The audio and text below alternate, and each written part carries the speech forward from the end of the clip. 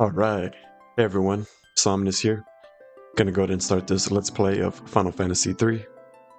Now there's quite a few different versions, but this is actually my preferred version of playing this game.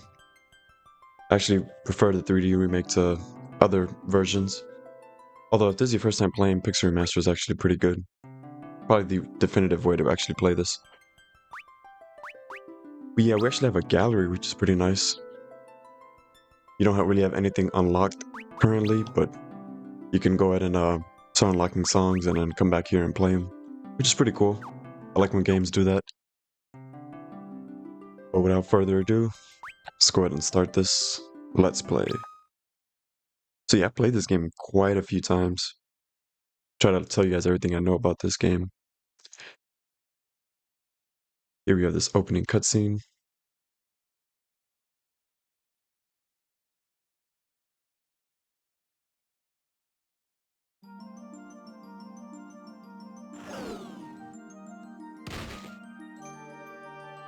Ow.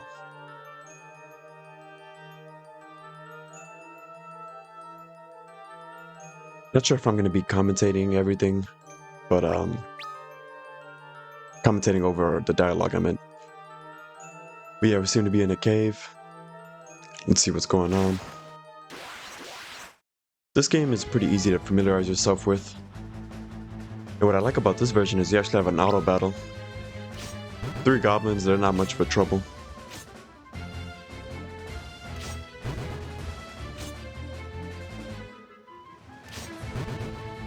Alright, nice. So we got 30 gil and 3 experience. Not bad.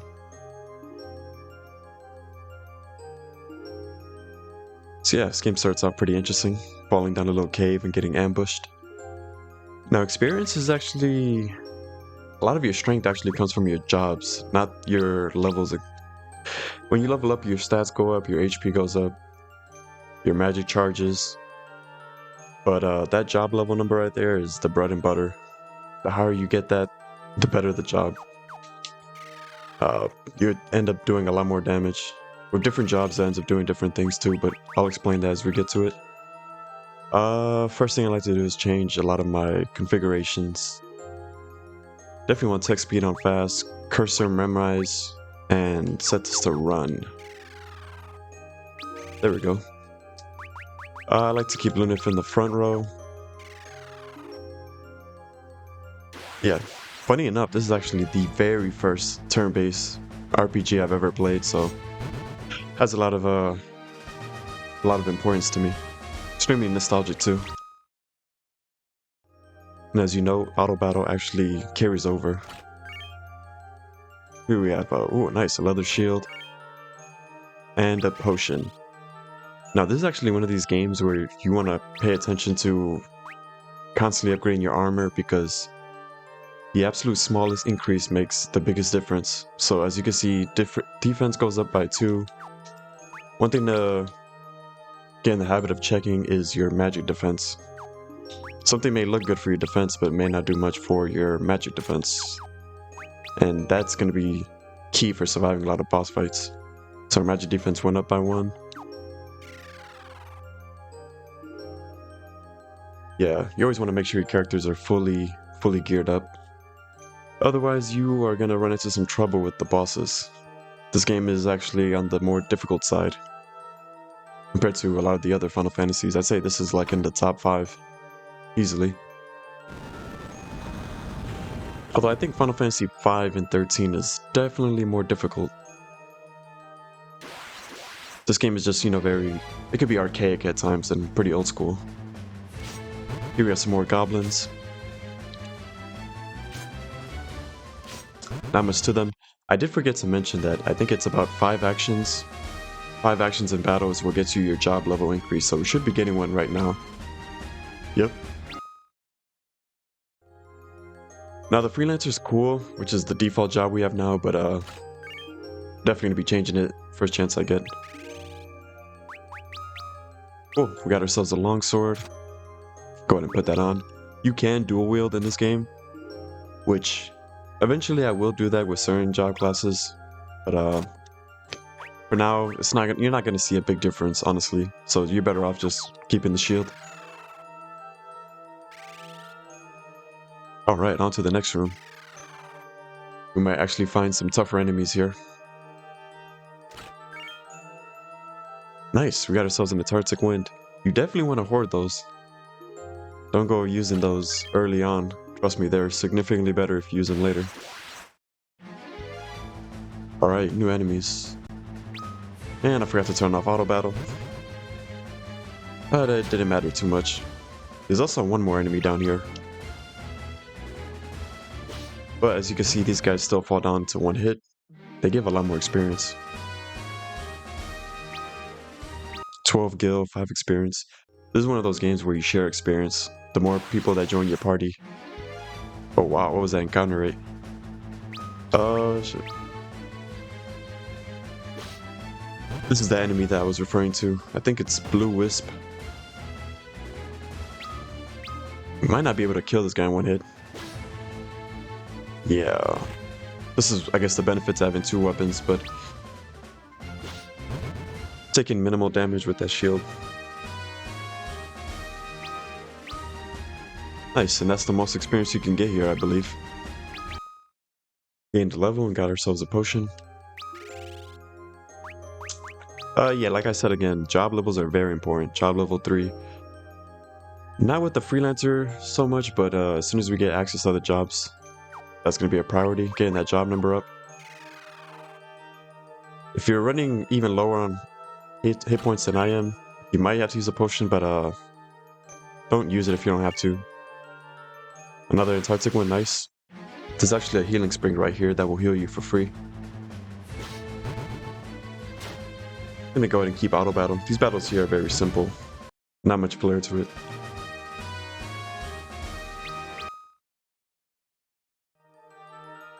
So yeah, have a little scene here. As long as you touch this spring, you'll recover HP, which is pretty nice.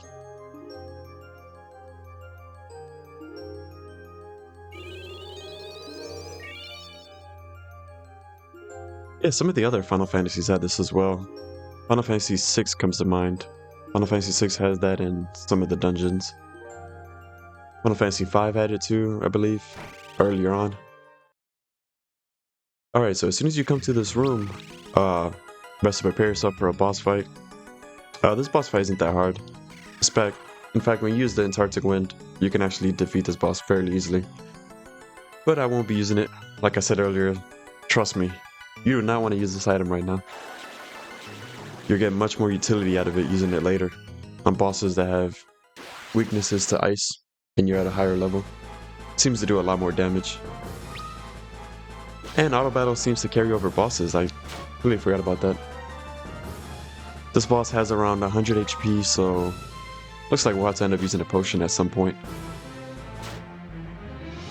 But as long as you have your shield, I don't believe he does more than like 4 or 5 hit points of damage. He can't hit you with a critical hit, I believe, so don't wait to heal too late.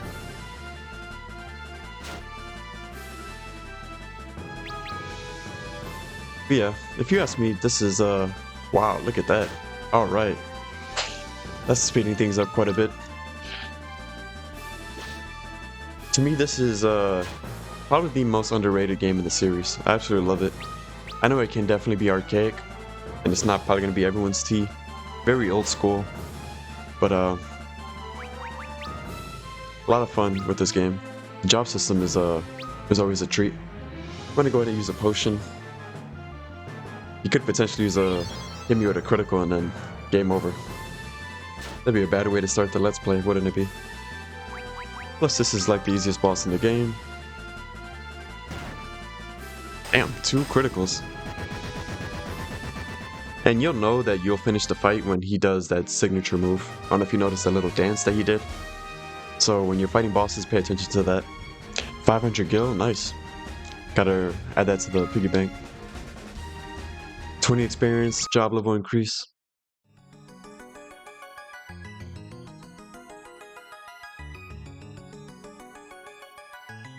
Cool, so now we're gonna have a pretty lengthy cutscene. Anyone who's played Final Fantasies knows about the crystals.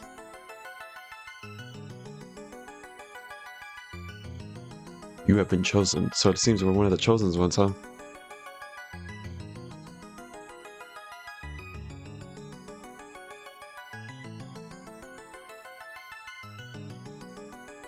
Game is very reminiscent of the first game. In fact, it feels like an extension of the first game. You have the job system from the original game that's expanded on, much more in depth, like triple the amount of jobs. Really enjoy it.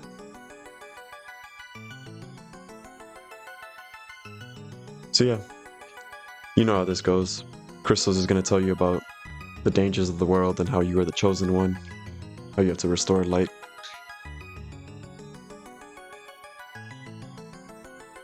Yeah, played this game quite a bit. In fact, I played this game back in 2009, 2010. This is the first Final Fantasy game I ever played. First turn-based RPG I ever played. In fact, the only RPGs I ever really played before this was Kingdom Hearts and Ocarina of Time, if you want to consider those RPGs. Yeah, this was like the first, like very traditional turn-based experience. And I was hooked.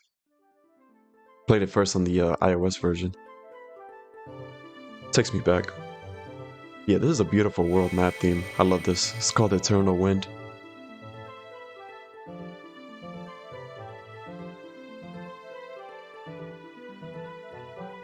Alright. Now, unfortunately for us, we're not going to be taking on this huge quest by ourselves. It's time to do some recruiting. I did forget to mention, you can actually change the audio. Whoops. For those of you who like the original, it's the original Famicom, which was never released in the US. The Famicom version, which is actually really good. The only thing is those songs tend to loop very quickly. A lot of them are like 40 seconds long. But yeah, there's certain songs that I really enjoy in the original Famicom release. We'll stick to the remastered version for now. Actually, before we go and recruit members, if you go back into this cave, you can actually pick up some good stuff, so let's go ahead and do that. So by going down here, we have access to another room. And whoa, look at all these chests. Another longsword, if you want to dual wield. Bronze bracers, you definitely want to put that on. Again, just drill it into your head. Any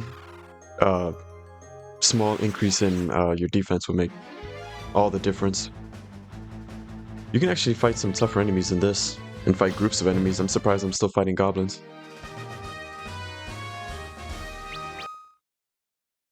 Although even if you're fighting weak enemies, this is also one of these games where it's not a waste to fight, because you're still getting job levels. Sleep spell. Now the cool thing about the freelancer is they actually have access to low-level spells, both white and black. They can equip everything. It's an extremely versatile job, it's just that they don't really have any special ability. And that's the thing about the job system, you know, you get to try a lot of different jobs, combinations and stuff. If you play with the freelancer, it feels like you're playing certain other Final Fantasies where every character feels quite similar.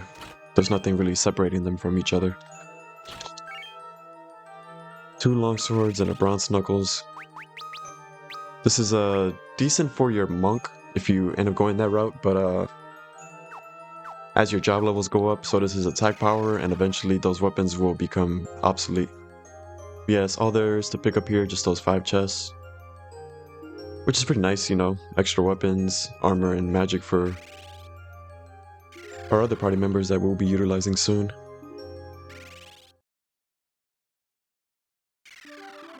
Cool, so now that we got all that, let's go ahead and enter this village.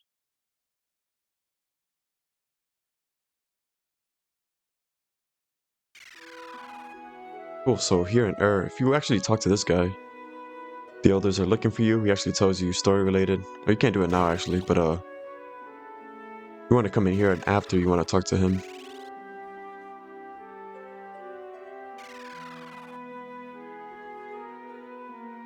Oh, so we have a little cutscene here. You end up, if you're doing the side quest, you end up talking to this guy a bit. This game has like a mailing system that you send and receive letters, and you end up finding information. It opens up like side quests and stuff. If you want to fight the this game actually has a super boss. If you want to fight that super boss, you're gonna have to do all of this. Unlock pretty much all the letters from everyone. Which is not too bad, especially in this version. If you were playing this on the DS, that would be a nightmare. In fact, I don't even know if it's still possible, because you would have to use a Wi-Fi feature and send letters. If you're playing this like me in 2025, I don't think that's still active. Yeah, this guy basically tells you to talk to certain people. And this opens up, so if you get this guy a potion, you get yourselves a Phoenix Down, which is a really good deal. This is one of those Final Fantasy games where you cannot buy Phoenix Downs. So yeah, like I was saying, very, very archaic and hardcore. Oh, we got ourselves a potion. Let me guess, another potion. And another potion. Alright, there's actually quite a bit of stuff to pick up here. And there's also story-related stuff too, which I'm gonna trigger that now before I forget. See here in the meadows, let's see what's going on here.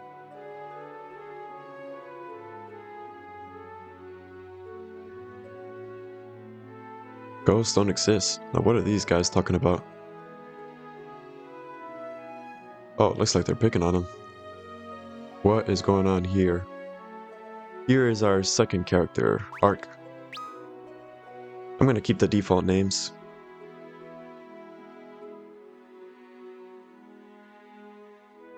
And look at that, Lunav got a name to himself. They saw him and they ran away immediately.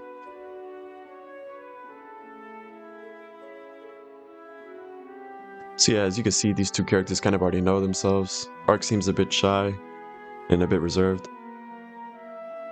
Have to be stronger.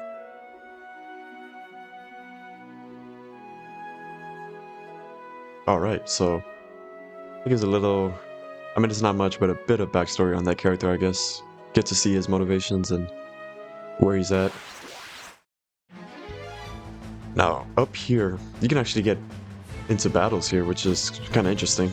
You don't see this fairly often inside of a town. Oh, how long will I keep fighting goblins? But yeah, if you keep going up here, you're actually gonna find, and look at that, another encounter. Yeah, when I was talking about old school and archaic, I would say the first 6 games are extremely, like the encounter rate is pretty ridiculous on the first 6 games.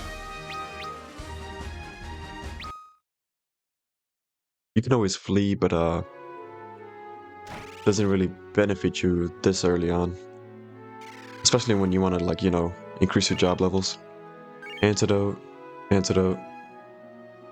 You talk to this guy, he was basically going to tell you how you can zoom in and stuff. Depending on which version you're playing, it's usually like L or R. There's a sparkle. If you see a sparkle, you can interact with something. Nice little hidden path. You definitely want to explore in this game. There is a lot, and I mean a lot of hidden pathways and stuff that will lead you to a bunch of chests. I pretty much know them all because I played this game a lot of times, trust me. I'll be showing you most of them, if not all of them. Cure, eye drops, long swords, dagger. If he goes in, Phoenix down. Cool. And like I was telling you, you can actually use this. Freelancer is actually pretty damn versatile, which is nice. So yeah, got those chests, got the potions. You get that Phoenix down by talking to that guy. You can, there's actually a shop here, but I'm not gonna buy things that I can end up just picking up. But I'll show the shops just to see what you can pick up here. Dagger, longsword. Now we already have 2, or we actually have 4 of these, wow. Don't remember picking that much up. A dagger. Pretty sure we'll end up picking another one. We already have a bronze knuckles, and I'll show you where to pick up another bronze knuckles. And there's actually a spot where you can pick up a bow. Now a bow is nice. I'm pretty sure you do the same amount of damage in the back row. So no, in fact, you actually do the same amount of damage in the back row. Different types of arrows, like holy arrows. And that was an accident. I'm actually a bit controller tied. I'm used to hitting B instead of A. I'm using an Xbox controller now. And if you're playing on Switch, that's usually the confirm button. Oh, I forgot to check out the armor shop.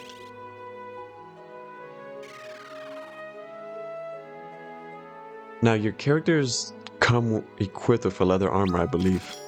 I think a leather cap as well. We don't have that for Lunith, but bronze bracers we do. It's one of these two that they're missing, so I'll come back here and buy the rest of them. So let's see where we're at in terms of defense. Like +1. And look at that. Nice. Definitely want to put that over the vest. And this is the highest defense you can have now, unless you put on 2 leather shields, but wouldn't be able to attack, so I wouldn't recommend that. You can attack, you just won't be doing much. Funny enough though, the Viking can actually do a lot of damage with 2 shields. I remember having his job level at 99 and being surprised at the damage he outputted. Can't remember if you end up picking this up at some point, but I'm gonna go ahead and buy that just in case. Poison is always a nice spell. Gets a cure of poison. See where I'm at. This video is about 20 minutes. I'm gonna go for a little longer.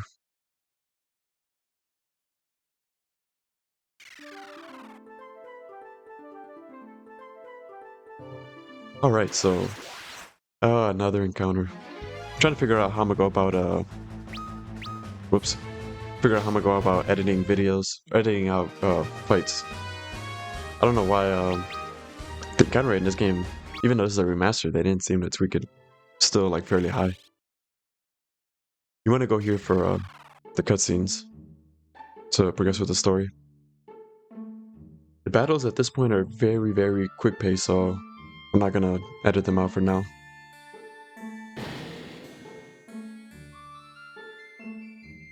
Here we found Ark.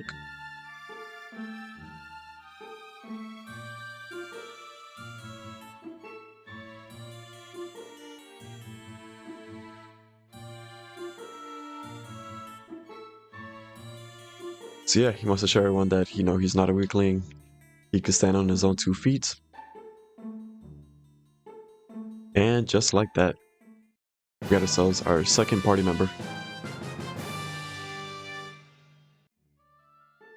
It's funny, because I've played this game several times and I played through like the different job combinations you could do, but I usually end up still assigning certain jobs to certain characters. Certain jobs have different, or not certain jobs, like all jobs have different looks depending on which character you have. I think the ninja looks really cool on Ark and Lunith.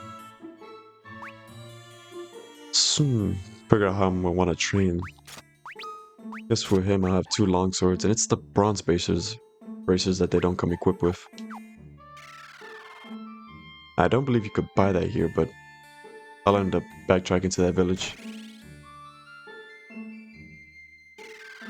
You want to come in here to progress with the story, and look at that. What is going on here? Everyone seems to look like a rubber band figure. Let's go ahead and talk to this guy. Oh, and it's the Cid of this game. Anyone who's played Final Fantasy know that there's a Cid in practically every game except for the first one. I believe he was introduced in the second game.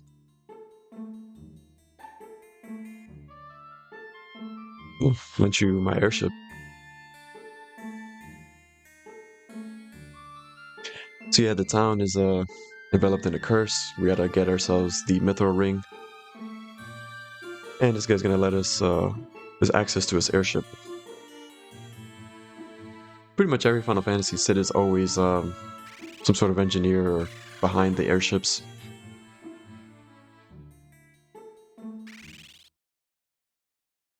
Alright, so after talking to him, you could just come in here into this desert. And look at that, got ourselves a ship.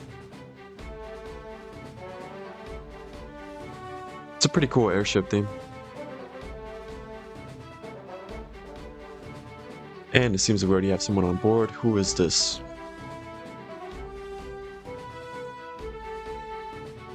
Again, sticking to the default names, let's go with refia.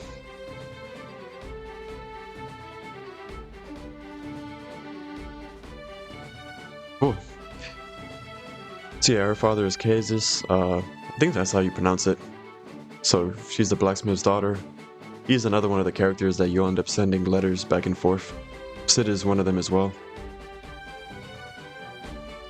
I think there's 6 characters that you send letters to back and forth.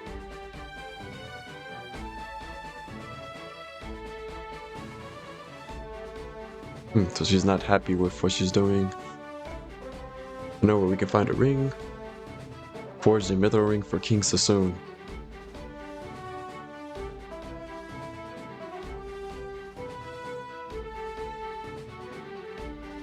Cool. So as you can see, the party's already starting to band off. This is pretty funny. Slacking off saved her from the curse, so maybe that luck might rub off on us. So it doesn't have the best character development, but the characters actually gave them names and stuff. In the original version, everyone actually starts off as an Onion Knight. Which you would think that's the joke class, because they do suck for the most part. Until you get into level 99 job level, and your levels are really high, then that job is extremely broken. You have access to the absolute best equipment, the Onion equipment, the Onion swords, the best swords in the game. But I won't be using those jobs. Too much of an investment. And it's extremely overkill when you do. Right, I did say I was going to come here and buy some remaining armor. I think it's bronze bracers for everybody. So if you go here, let's see.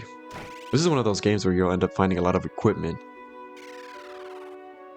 in the dungeons that they end up selling, so just be wary of that. And it could be very expensive. So I already have one for Lunif, and everyone's gonna come unequipped with one, so... But they do come equipped with a leather cap, as you can see, and a leather armor.